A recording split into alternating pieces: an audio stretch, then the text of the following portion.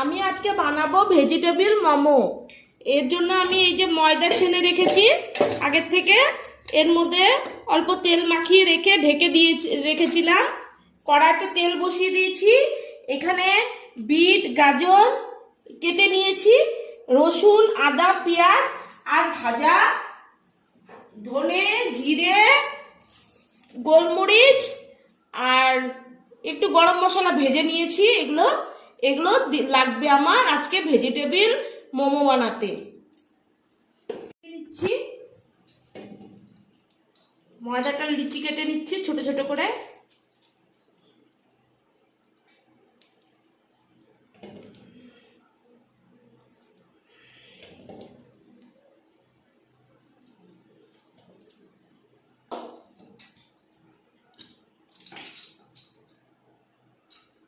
এগুলো এইভাবে বেলে নিব।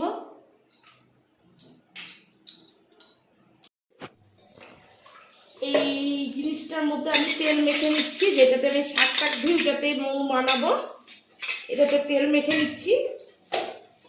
জল সিদ্ধ করতে বসিয়ে দিয়েছি, জল বয়েল হয়ে গেছে।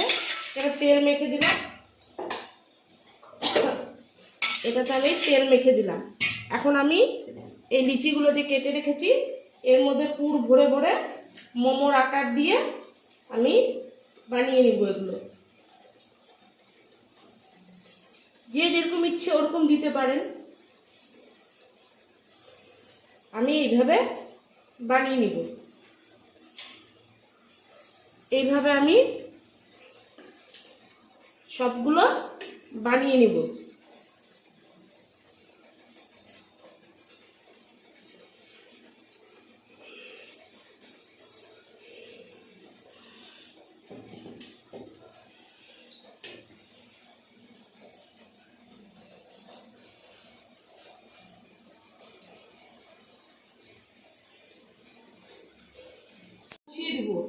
এভাবে সবগুলো দিয়ে আমি ঢেকে দিব। এখন হয়ে গেছে, ঢাকনা খুলে নিব। ঢাকনা খুলে নিব। গ্যাস ওভেনটা বন্ধ করে দেব। এখন আমি এগুলো তুলে নিব।